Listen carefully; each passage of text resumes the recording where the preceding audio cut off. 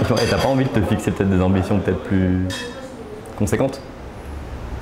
Non, ma première ambition, c'était de devenir un bête de rappeur. Ça y est, je l'ai fait. Ça fait déjà depuis un certain moment que le public attend de te voir sortir un album.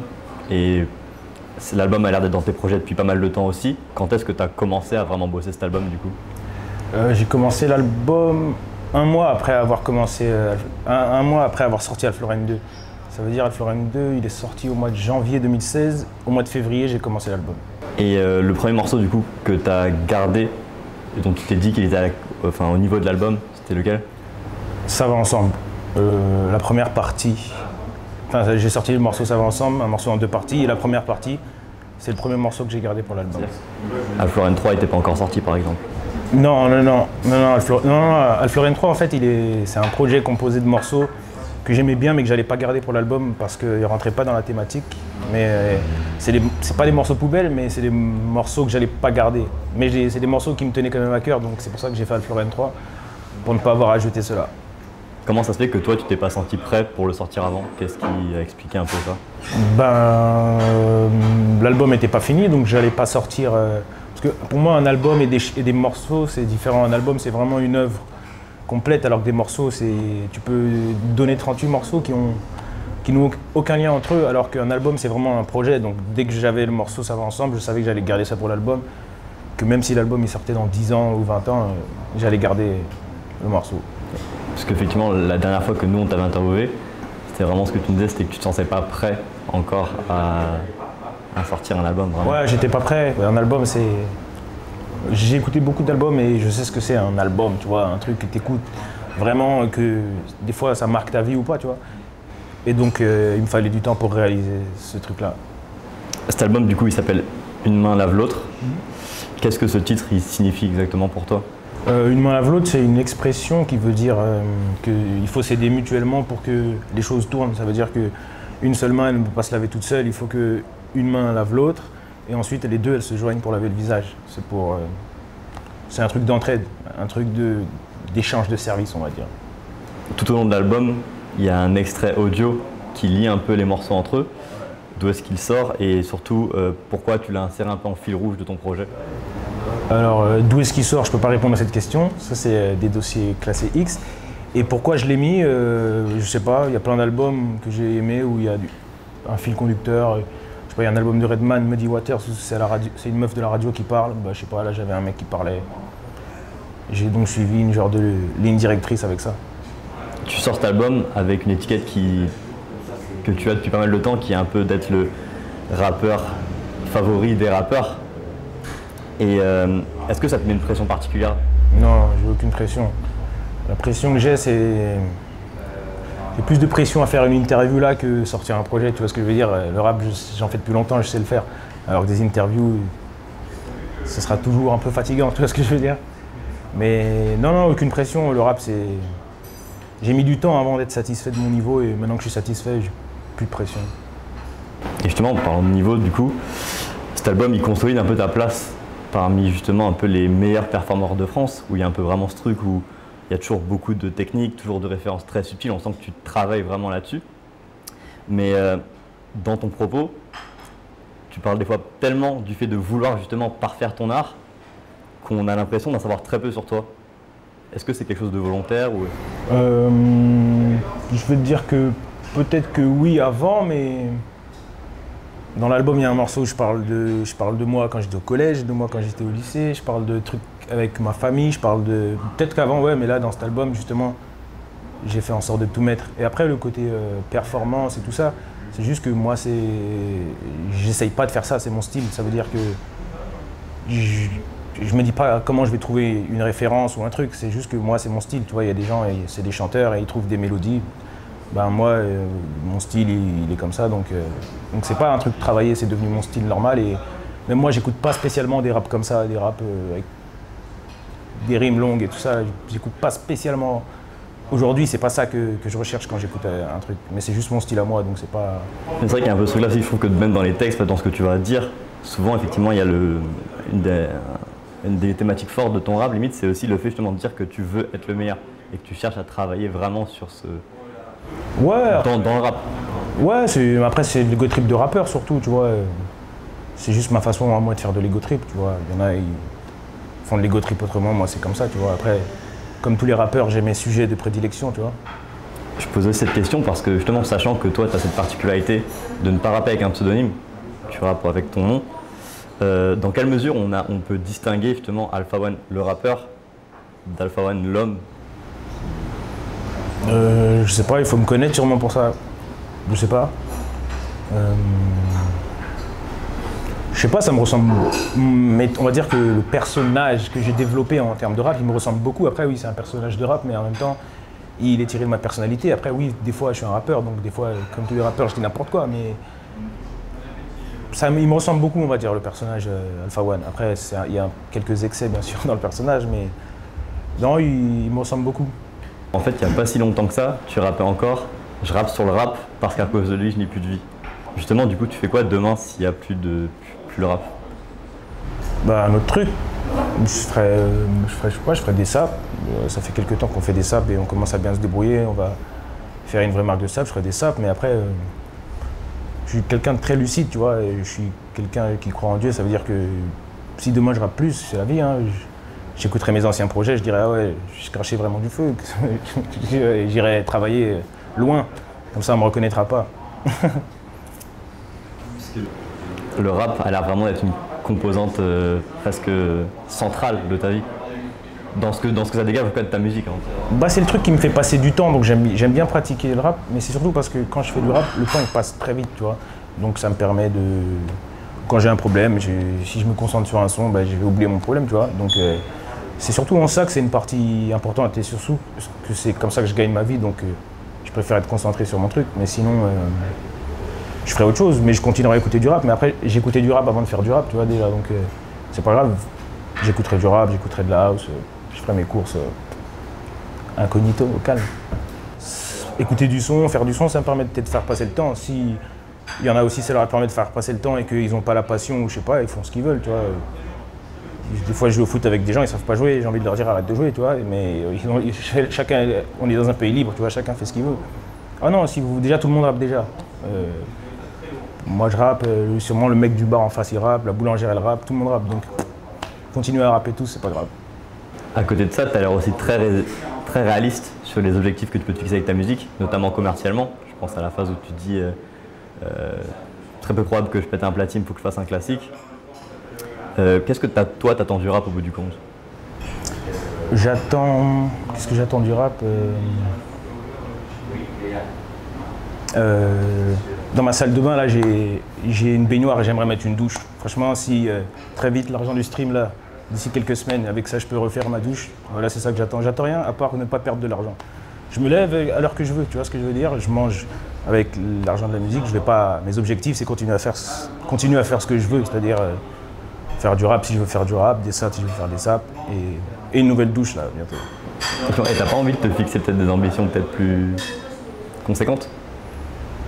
Non, ma première ambition c'était de devenir un bête de rappeur. Ça y est, je l'ai fait. Et après, je sais pas, après j'ai envie de faire des saps comme ça. Je ferai des bêtes de saps, et voilà. Tu as récemment partagé une anecdote sur Twitter par rapport au jour où Laurent Bounot a écouté ta musique. Est-ce que tu peux nous dire là-dessus? Mais je sais pas, moi j'étais pas là et on me l'a pas dit tout de suite, on me l'a dit 1 an et demi après ou 2 ans après, je sais pas. Après j'ai pas envie de m'étaler là-dessus, tu vois, mais je sais pas, je sais pas pourquoi ils lui ont fait écouter Alpha 2. Peut-être que je sais pas, ils se sont dit qu'il y a un morceau qui allait passer sur Skyrock, je sais pas, qui est du machin, comment ça s'appelle? De l'attaché, je crois que c'est l'attaché presse qui lui a fait écouter. Et voilà, il a dit des choses que je ne vais pas répéter parce que ça inclut d'autres personnes, mais c'est encore plus drôle que ce qu'il a dit sur moi. Et après, moi, il a dit que je devais rester dans ma grotte avec mon rap de minable. Non, que je devais rester dans ma grotte avec mon rap de minable. Non, c'est quoi? Que je devais rester dans ma grotte avec mon rap ecclésiastique pour les minables. Après, je sais pas ce que ça veut dire rap ecclésiastique, mais j'aime bien du rap ecclésiastique pour les minables. Ça se trouve, mon deuxième album va s'appeler comme ça, du rap ecclésiastique pour les minables, mon gars. Ce genre d'écho que tu peux avoir, du coup, est-ce que ça a un effet, quel qu'il soit, sur la manière dont tu vas voir peut-être le milieu ou... Non, je sais pas. Enfin, Laurent Bounot, ah, ok. comme un acteur du milieu. Et... Non, il connaît pas cette merde, mon gars. C'est moi, je connais cette merde. Lui, il connaît pas. Lui, il a un métier, tu vois ce que je veux dire. Son métier, c'est passer des sons à la radio. Moi, mon métier, c'est cracher du feu. Donc. Ça se trouve, il a raison. Hein. Mon rap, il est peut-être pas fait pour la radio. Peut-être qu'il a raison. Hein. Mais c'est parce que tu vises quelque part. Non, franchement, je m'en fous. Quand j'écoute la radio, il y a des trucs pas terribles. Après, si tu mets mon son entre deux sons qui sentent un peu le caca, tu vois, mon son, il y aura une petite odeur de caca après aussi, tu vois. Donc c'est pas grave s'il me joue pas. S'il me joue, ça fait plaisir. S'il joue pas, tu vois, le matin quand je me réveille, je me dis pas, ah non putain, ils ont pas joué mon son hier à la radio. Gros, tu vois. Et du coup, vu que tu divisais le classique, qu'est-ce qui te fera dire qu'une main lave l'autre sera classique? Non, ça c'était de la branlette quand j'écrivais. Classique, c'est pas moi qui vais décider. Tu peux pas décider, c'est les gens qui décident. Et dans tous les cas, un classique, les gens ils vivent avec. Tu vois, c'est pas un album, il peut pas sortir et 2 semaines après, waouh, c'est un classique.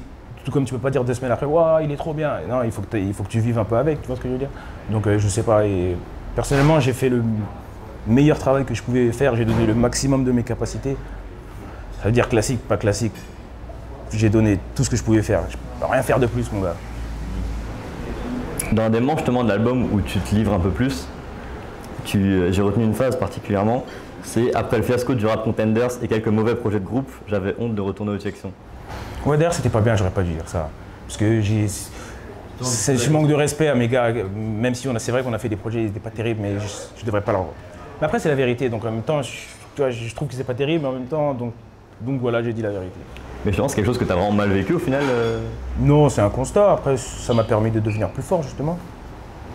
Je me suis dit, ok. Parce que, avec un regard extérieur, on se dit effectivement qu'au final, même si les preuves qualitativement, tu les trouvais peut-être pas au niveau de ce que tu espérais peut-être, on se dit quand même que ça t'a permis de tourner, de monter en tant que rappeur. On se dit qu'on n'a pas l'impression que c'est un truc qui peut te rendre honteux, entre guillemets, de retourner aux sections, quoi. Non, c'est le manque de discipline que j'avais qui me rend honteux. C'est pas les faits en eux-mêmes, tu vois. C'est moi, comment je faisais avant, c'est tout. Sinon, non. Comme je te dis, mes erreurs m'ont permis d'acquérir une certaine discipline. Donc, je suis content même aujourd'hui. Quand tu dis justement mauvais projet de groupe, c'est le recul qui parle ou c'est quelque chose que tu ressentais déjà quand tu étais dans cette dynamique de groupe? Non, sur le moment, quand tu fais un truc, tu crois toujours que c'est cette merde. Tu dis toujours, oh là, c'est trop chaud. Et c'est après, avec du recul, que tu dis, ah ouais, on aurait peut-être dû faire ça, tu vois. Et, toujours dans la dynamique de groupe, aujourd'hui, on sent que c'est presque tout pour Don Dada. C'est vraiment peut-être le truc sur lequel tu es vraiment focus.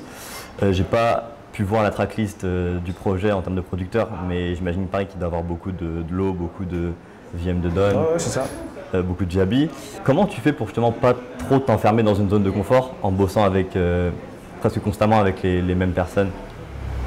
J'ai mon oreille et l'oreille de DJ Lo, Louis, pardon, excusez-moi, il s'appelle plus DJ Lo, maintenant il s'appelle Louis. J'ai son oreille, j'ai mon oreille, donc je prends du recul. Mais moi je prends beaucoup de recul, hein, donc je fais un truc et des fois je le laisse pendant 2 jours, je réécoute, ou des fois je mets du temps pour faire un morceau pour ne pas avoir à l'annuler plus tard, tu vois, je prends du recul même avant, tu vois, je prends de l'avance dans le recul. C'est incroyable ça. Peut-être que je recule dans l'avance aussi, je sais pas. Mais on a nos oreilles et on sait si ça sonne différent. De toute façon, mon objectif c'est juste de faire des sons que je kiffe et des trucs un peu différents de ce qui se fait. Après, je sais que j'ai pas la science infuse, je vais pas inventer un nouveau style de musique, tu vois ce que je veux dire. Donc j'essaie juste de faire un truc qui soit le plus différent des autres trucs tout en restant quand même dans le truc parce que je vais pas inventer un style demain, tu vois ce que je veux dire. Et sur la chaîne Don Dada, vous avez aussi comme parti pris de désactiver les commentaires. Qu'est-ce que ça dit de vous au final Il n'y a pas longtemps, je les ai réactivés parce que je perdais beaucoup de vues apparemment avec ça. Mais je vais les resupprimer encore. En fait, maintenant, ma technique, c'est que je vais les laisser 1 semaine ou 2 semaines et après, je vais les enlever. Parce que, je sais pas, tu vois, quand tu mets une vidéo et qu'il n'y a pas de commentaires, il y a juste le carré noir, tac, les crédits et rien. Mais je sais pas, je trouve ça plus beau que des commentaires. C'est juste pour des raisons esthétiques? Ça, et le fait que j'ai pas besoin de l'avis des gens, et le fait que tout... En fait, il n'y a aucune raison qui me pousse à les garder, à part le fait que tu gagnes des vues. Donc maintenant, je vais les laisser un peu, parce que j'ai besoin de faire des vues, bien sûr. Mais après, je vais les enlever, parce que j'en ai pas besoin, en fait. J'ai aucune raison qui me pousse à les garder. Au niveau des featuring sur l'album, tu as collaboré essentiellement avec des gens très proches de toi. Ouais. Et c'est d'ailleurs sur ce projet, mais c'était aussi le cas sur les projets précédents. Et en parallèle, tu as dit aussi que tu avais mis de côté un morceau avec Joke, par exemple. Ouais, il fallait que je fasse de la promo pour mon album et j'étais obligé de dire ça, je pouvais pas garder ça pour moi. J'étais obligé, mon gars, il me fallait de l'actualité, mon gars. Et du coup, est-ce que tu as peut-être plus de difficultés à justement trouver une bonne alchimie quand tu bosses avec des gens avec qui où c'est des collaborations un peu plus épisodiques et où tu rates pas forcément de since day one? Non, rien à voir, mais déjà, je rappe que avec des gens que je connais déjà. Je rappe jamais avec des gens qu'on s'est parlé 2-3 fois. Il y a connaître et il y a... Pour connaître, c'est si on peut être dans la même pièce et qu'on peut parler, ça va. Parce que moi, il y a des gens, si on se connaît pas, on peut être dans la même pièce et ça se trouve, je ne veux pas te parler, toi, je suis quelqu'un de timide, ou ça se trouve, tu es un mec bizarre, ou ça se trouve, moi, je suis bizarre et toi, tu es timide, et vas-y, tu vois, on va pas se parler. Donc, je préfère toujours rapper avec des gens que je connais. Mais non, c'est pas pour cette raison que j'ai dû retirer le couplet de Joke. Ça, c'est pour un truc qui a rien à voir. Mais sinon, non, puis j'ai rappé avec lui parce que je le connais et que j'aime beaucoup ce qu'il fait. Donc, non, mais peut-être que plus tard, je ferai des collaborations avec des mecs que je connais pas. Mais même être en studio avec des mecs que je connais pas, ça me fatigue. Je sais pas, il faut que je sois avec des gens que je connais, que je suis plus à l'aise. De manière générale, tu donnes l'impression de très peu te projeter et vraiment d'être sur, voilà, je fais un album, il est très bon. Oh, j'ai pas dit qu'il est très bon, si j'ai dit ça. Bon, je l'ai pensé en tout cas.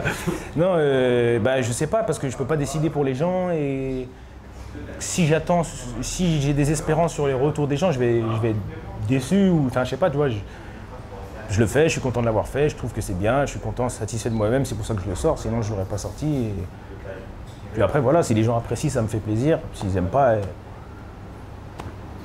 qu'ils se mettent un doigt dans le cul. Puis voilà, qu'ils se mettent un doigt dans le cul. Voilà.